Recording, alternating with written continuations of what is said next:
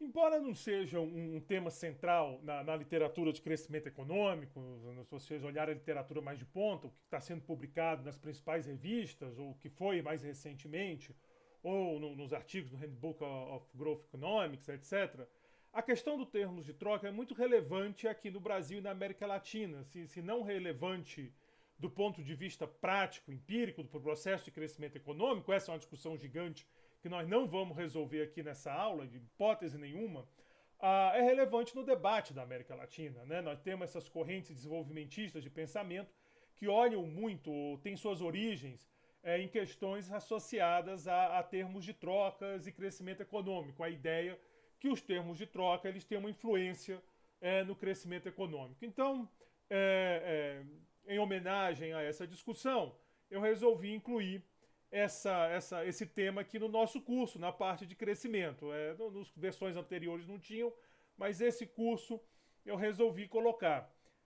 Se vocês repararem, compararem com o do ano anterior, tem algumas mudanças, essa é uma delas. A lá do recurso natural exaurível foi uma mudança, e a parte de alocação de capital também é uma mudança que nós estamos fazendo em relação a outros cursos. Tem outra, né? Eu tentei atualizar o curso, uma pena que aconteceu tudo isso, mas vamos adiante. Então, essa unidade ela vai usar um modelinho que está lá no livro do Aghion e do Howitt, que nós estamos usando, é o que eu estou recomendando, e que tenta colocar a relação entre termos de troca e crescimento econômico, como é que ela se estabelece no modelo de crescimento econômico. Um modelo desse tipo nós estamos trabalhando, na realidade, uma espécie de modelo AK. Isso é um modelo AK no fim do dia. Vamos ver.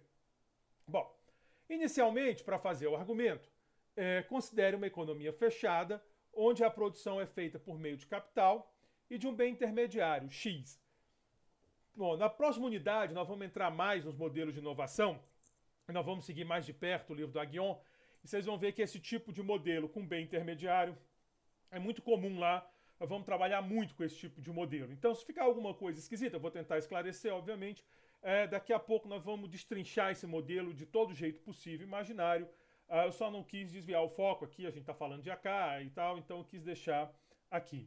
Então você imagina que tem esse bem intermediário, muda um pouquinho o que a gente vinha pensando até então, onde só tem fatores, capital, trabalho, ou capital humano, às vezes terra, né? Tem um exercício aí que envolve terra, mas não tem muito problema a princípio. É uma função de produção só diferente. Eu estou explicitando o papel dos bens intermediários. Bom, a produção do bem intermediário ela não está sujeita a rendimento decrescente. Especificamente, você pode transformar uma unidade do bem final em uma unidade do bem intermediário, independente dos valores de x e y. Meu texto ficou ruim aqui, mas a ideia é basicamente essa, uma produção de 1 para 1. Então você pode transformar uma unidade do bem y em uma unidade do bem x e pode fazer isso à vontade. Quantas unidades você queira dos dois bens, você faz essa transformação. Então, é um plano de produção muito simples, só para que a gente possa continuar nosso argumento e ter esse papel do setor do bem intermediário, porque depois nós vamos colocar o bem intermediário importado para poder fazer sentido a ideia de termos de troca. Então, só pense nisso. Você consegue transformar uma unidade do bem final y em uma unidade do bem intermediário que eu estou denotando por x, e você pode fazer isso quanto você quiser. Não é até 10, não. É quantas você bem entender. O bem final numerado da economia, como de costume.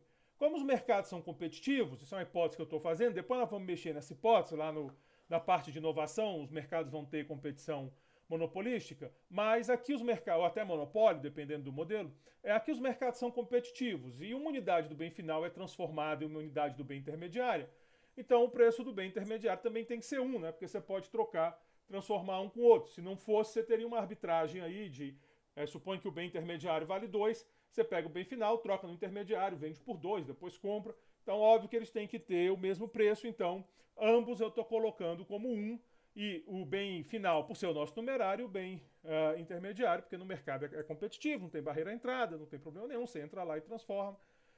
Então, é razoável que eles tenham esse mesmo preço. Bom, a demanda pelo bem intermediário é determinada pela maximização de lucro no setor de bens finais, né? Porque quem usa bem intermediário é o setor de bens finais. Então, quanto de X ele vai usar, bom, depende da maximização de lucro dele. Aliás, o quanto de capital também, mas aqui o nosso foco é no X. Capital nós já conversamos muito no curso. Então, vamos resolver o problema do setor de bens finais, que, insisto, é esse cara aqui, e vamos ver qual é a demanda dele pelo bem intermediário. Bom, o lucro é o que ele produz, menos o custo é a quantidade de bens intermediários que ele vai usar. Eu não estou modelando aqui o capital, se vocês quisessem botar um RK aqui, podem botar, ficaria até mais preciso. Eu estou seguindo lá o Aguion, mas se vocês quisessem botar. Agora, quando eu fizer a derivada em relação a X, não ia ter muito efeito. Então, fica aí a gosto do freguês. Bom, mas a condição de primeira ordem para maximização de lucro em tese devia ter, não sei se eu copiei errado, também se eu não vou checar o livro agora, mas depois vocês checam. Mas é como eu digo, não vai mudar muito. Então, a condição de primeira ordem, né, para maximização de lucro, não depende se tem um RK aqui, isso que eu estou dizendo. Vai ser que essa derivada aqui em relação a x igual a zero. Então, 1 menos alfa, k elevado a alfa, x elevado a menos alfa, menos 1 igual a zero, faltou um igual a zero aqui, que implica, então, resolvendo que x é igual a 1 menos alfa, 1 sobre alfa, k. Então, esse é o valor de x, é a demanda de bens intermediários. Eu substituir isso na função de produção, eu vou pegar esse x, trazer para a minha função de produção, né? Lembre desse x aqui, 1 menos alfa elevado a 1 sobre alfa k. Eu vou botar isso na minha função de produção. Eu vou pegar esse valor de x, elevar a 1 menos alfa. Então aqui vai ficar 1 menos alfa elevado a 1 menos alfa sobre alfa, k elevado a 1 menos alfa. Como k aqui está elevado a alfa com menos alfa, tchau. Então fica 1 menos alfa elevado a 1 menos alfa sobre alfa, k. Esse termo é constante, então meu modelo é um modelo AK. Então no final do dia, temos de volta o nosso modelo AK, como eu disse, por isso que eu deixei aqui nessa unidade, que é onde a gente está. Se bem que os modelos de inovação, bom, deixa para lá, não vamos antecipar os resultados. Vamos só dizer que temos um modelo AK. Só peço um cuidado que vai ficar explícito já. Vai atrapalhar aqui na ordem das transparências, mas se a taxa de poupança é constante, K ponta é igual a sigma estrela Y menos delta K. E a taxa de crescimento vai ser G, K ponto sobre K, é igual a sigma estrela Y sobre K menos delta, substituindo lá, quer dizer, é só cancelar aquele K, sobra isso. Essa é a taxa de crescimento da economia. Repara que G é constante, isso é uma característica de modelo AK, a gente já está acostumado com ela, e também que a depender dos parâmetros ela pode ser negativa. Então essas características básicas de modelo AK, nessa altura do campeonato, elas já estão bem incorporadas, espero eu, que você tenha visto o filme, quer dizer, assistido os vídeos e lido o livro e as anotações, as notas de aula e tal. Então esse é uma tecla que eu venho batendo muito desde o começo. Então, esse G constante. Cuidado que eu ia pedir para vocês tomarem, agora está aqui nessa transparência, mas está lá, é que o Y não é o PIB. Ao contrário do que a gente está acostumado, o Y aqui não é o PIB, porque parte desse Y, parte dessa produção de bem final, vai ser usada para a produção de bem intermediário. Então, estritamente falando, há uma diferença aqui entre o Y que a gente trabalha quando não tinha bem intermediário e esse Y que é a produção total do bem final, mas uma parte vai ser usada lá para a produção de bens intermediários. É isso que eu estou dizendo. A parte da produção de bens finais destinada à produção de bens intermediários deve ser tirado de Y para obter o PIB. Serve de consolo, a gente pode mostrar que o PIB é uma proporção de Y. Então o PIB vai ser alfa Y, de forma que ambos crescem à mesma taxa. Se você quiser ver mais detalhe, pega lá no Aguion e Holt, que eles explicam isso. Se não puder ver, fica com calma que na próxima unidade nós vamos voltar a casos parecidos e nós vamos fazer a continha, destrinchar, fazer a discussão inteira, entendeu? Mas dá. Basicamente, se você quiser parar para pensar, o PIB é o Y menos o X. Aí você faz a matemática da coisa, que vai sair a relação do PIB com o Y. Mas o importante é que eles estão crescendo a mesma taxa. Então, essa taxa de crescimento aqui, que é do capital, que é do Y, né, esse modelo AK, ela também é a taxa de crescimento do PIB, que é o que me interessa nesse modelo. Para ressaltar a diferença é que eu usei o sigma estrela, em vez de usar sigma, como a gente sempre tem usado, né? O sigma estrela é uma taxa de poupança, não em relação ao PIB, mas ao Y, que a gente já viu que é um pouquinho diferente. Bom, bom, então esse é um modelo de bem intermediário, né? A novidade é isso, eu tenho um modelo de produção de bem intermediário, o resultado que nós temos é, o modelo é um AK, a taxa de crescimento é constante, dada por sigma estrela, 1 menos alfa, alfa, menos delta, esse é o nosso modelo. Nós não vamos discutir muito essas propriedades, as mais importantes já são bem manjadas, eu já falei, o sigma aqui afetando a taxa de crescimento, que também é uma característica do modelo AK. A eu vou fazer a modificação que justifica esse modelinho, que vai ser esse vídeo aqui dessa aula. A modificação é exatamente o insumo importado. Então, modificando esse modelo que nós vamos gerar uma dinâmica que vai colocar os termos de troca, né, que estão associados a esse produto importado, e nós vamos ver o efeito desses termos de troca no produto e no crescimento para a gente poder conversar com nossos colegas lá das outras áreas aqui do curso que estudam mais esse tipo de modelo. Então, quando você chegar lá na. Agora não, porque nós estamos todo mundo isolado. Mas se Deus quiser, ano que vem, voltando à normalidade, quando você chegar lá na cantina, ali na lanchonete, quiser bater um papo, tem uma base aí de assunto para falar desses efeitos de termos de troca. Então, tem agora um bem importado e a produção agora tem essa cara aqui. Nós temos dois insumos, um insumo nacional, X, e o insumo importado, XF. Né? E o K continua aqui no lugar dele direitinho. Bom, seja PF o preço do insumo importado, de modo que o objetivo da firma no setor de bens finais seja maximizar o lucro. Tem de novo aquele probleminha do RK. Eu acredito que eu não ia copiar errado duas vezes, então pode ser da estrutura, mas insisto que não ia ter efeito nenhum na solução final. Então agora ele tem que escolher X e XF, eu não estou preocupado com capital. Você pode até pensar que capital é constante, para não ficar criando confusão e tal. Eu estou preocupado com X e XF. Não, mas aí o constante quebra lá. Então não é constante, mas eu estou focado na escolha dos insumos. Então eu tenho, de novo, X, XF, que ela vai entrar na função de produção nesse formato aqui. E um tem preço 1, que nós já discutimos, e o outro importado tem preço PF. Ele é produzido no exterior, com outra lógica. Nós não produzimos esse bem XF no país. Nós precisamos importar, ele tem esse preço PF. Bom, as condições de primeira ordem vão ser derivando em relação a X. Então, vem para cá esse termo, 1 sobre alfa 2, K elevado a alfa, 1 sobre alfa 2 menos 1.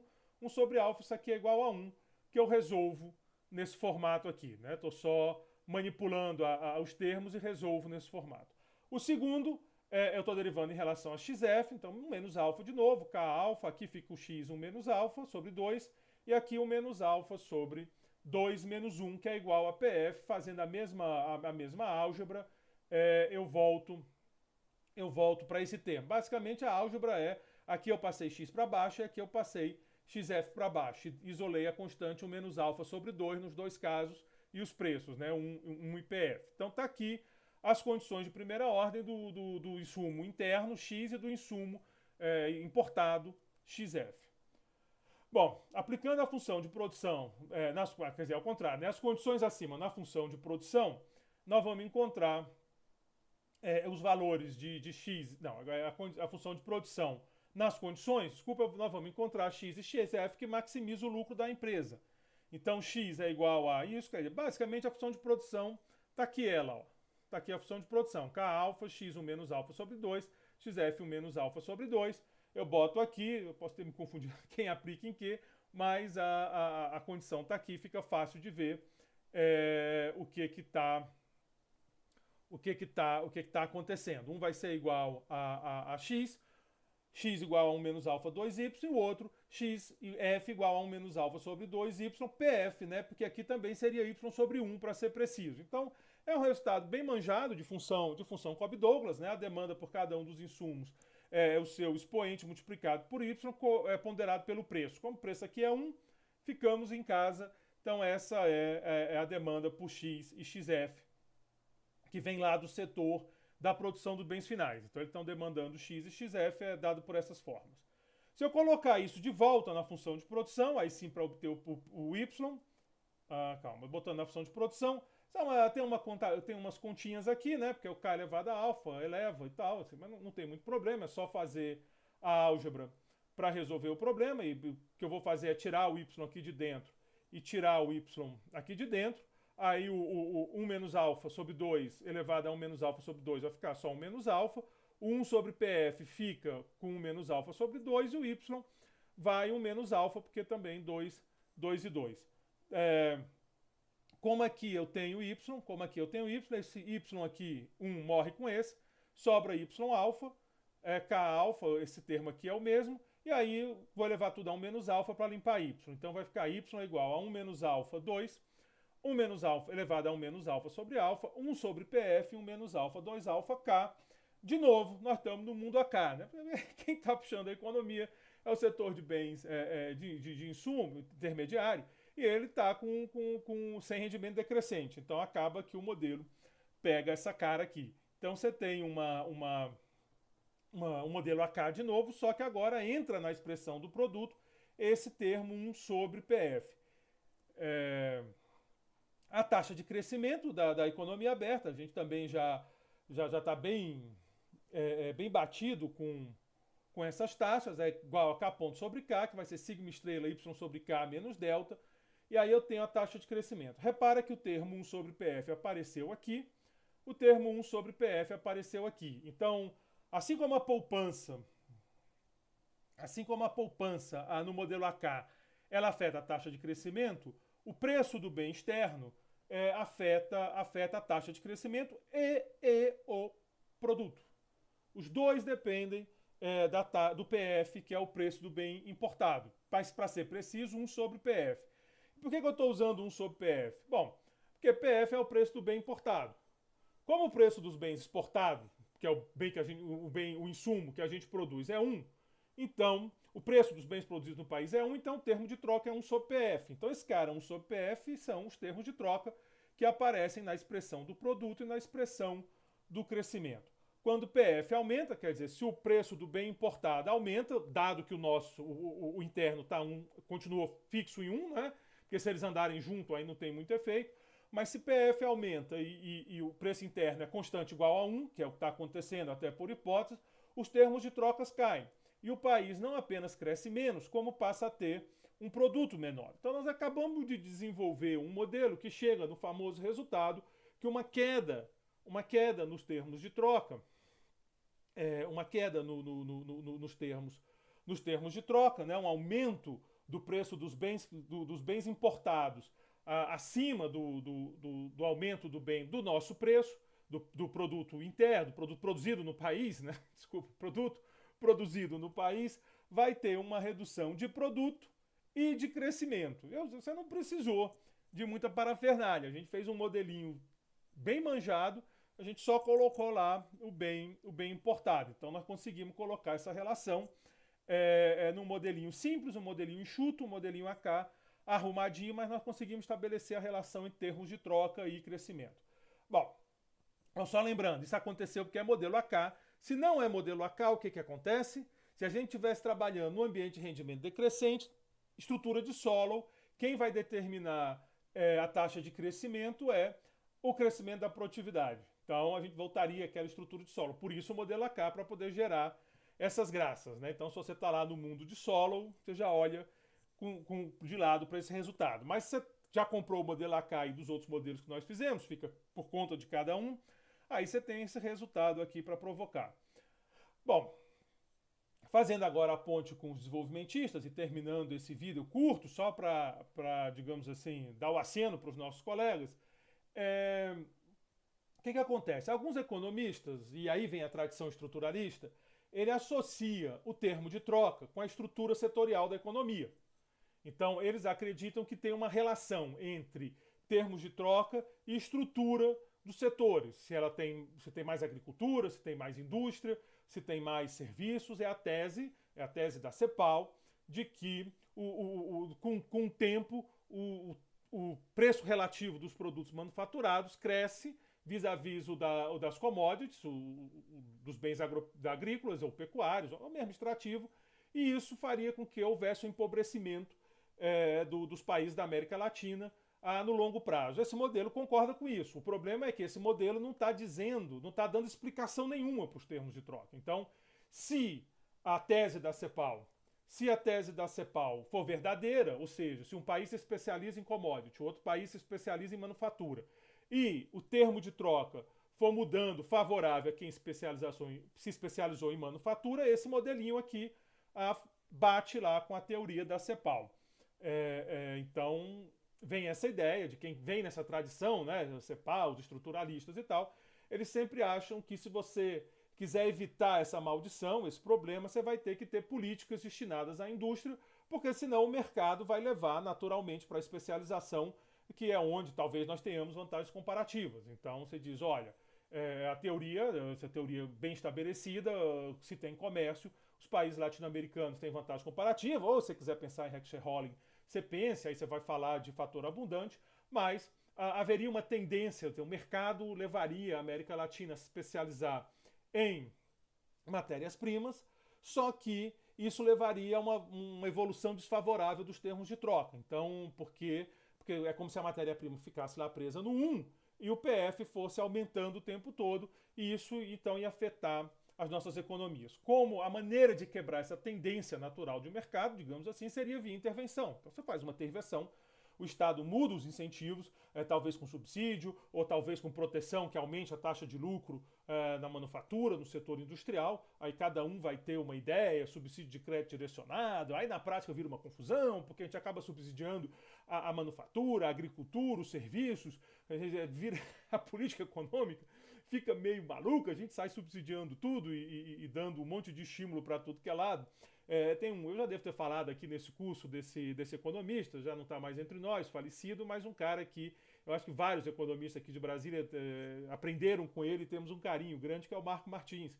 E o Marco Martins sempre ironizava, ali nos anos 70, quando começou o programa do álcool, dizendo que o Brasil conseguiu um negócio espetacular. A gente dava subsídio para a gasolina e para o álcool, ou seja, você tem dois bens substitutos e nós subsidiávamos os dois.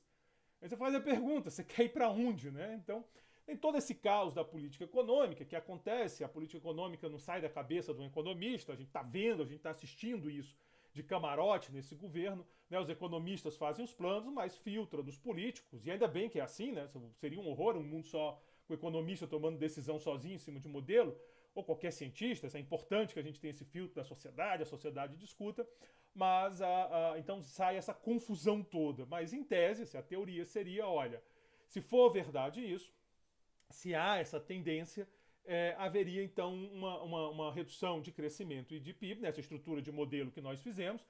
Já conversei muito sobre isso, que cada modelo é uma história, mas nesse mundo aqui desse modelo aconteceria isso. Aqui no curso, nós não vamos discutir se essa hipótese é válida empiricamente ou não. É uma questão relevante, mas a gente não está fazendo econometria no curso, né? Tem evidência, tem gente que diz que sim, tem gente que diz que não.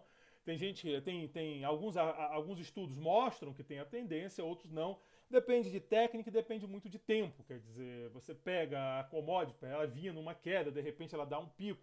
Há quem diga que tem a ver até com a própria estrutura da economia global. Então, realmente no período que os Estados Unidos era quase que liderou sozinho o Ocidente. Os Estados Unidos é um país que não depende de compra de commodities, então houve uma queda de preço, mas com a ascensão da China, que ainda está muito longe dos Estados Unidos em termos de PIB per capita, né, que é o que importa para bem-estar, mas que está crescendo em termos de PIB, então ela cria uma demanda, e aí sim demandou commodities, e aí mudou a tendência. Então tem toda uma discussão teórica e empírica para explicar essa relação dos termos de troca, ou mais precisamente do preço relativo de manufaturas vis-à-vis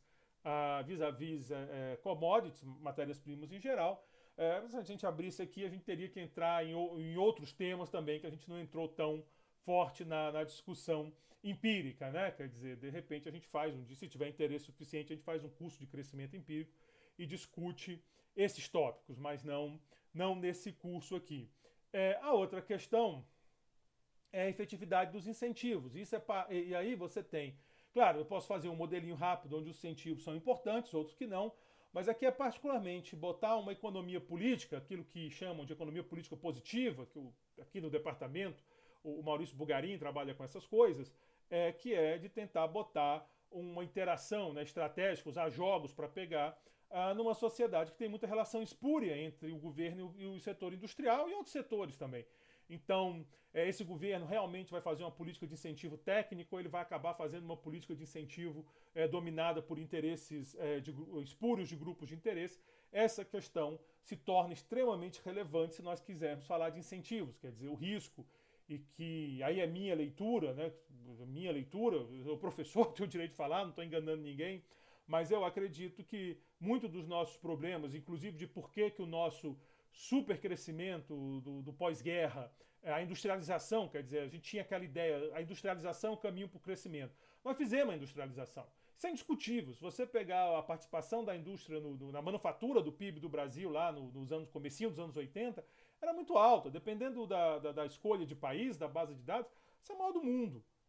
Mais de 30% do PIB vindo de manufatura. E o que aconteceu foi uma grande crise. Então, o que aconteceu? Né? Essa explicação, às vezes eu cobro os meus colegas desenvolvimentistas, o que aconteceu? Porque a industrialização nós fizemos. O que nós não ganhamos foi o prêmio. Talvez a gente tenha feito uma industrialização em cima de incentivos ruins. E aí gerou todo esse problema. Mas como eu disse, isso aqui eu estou mais motivando vocês, de repente, para outro curso de crescimento e talvez com uma pegada mais empírica, porque fica mais interessante a gente discutir as técnicas, entrar um pouco em econometria, essas coisas todas. Mas é mais uma provocação. Tá feita a aula, está feito o nosso aceno aos colegas, colocamos a discussão dos termos de troca, e aí eu paro esse vídeo por aqui para não ficar muito longo junto com o outro. No próximo vídeo nós vamos discutir uma questão que vai um pouco na direção contrária, que é um pouco, não necessariamente, esses modelos não se cancelam, a gente já conversou sobre isso, mas é o problema de alocação de capital. Então, obrigado pela atenção de vocês, paro aqui.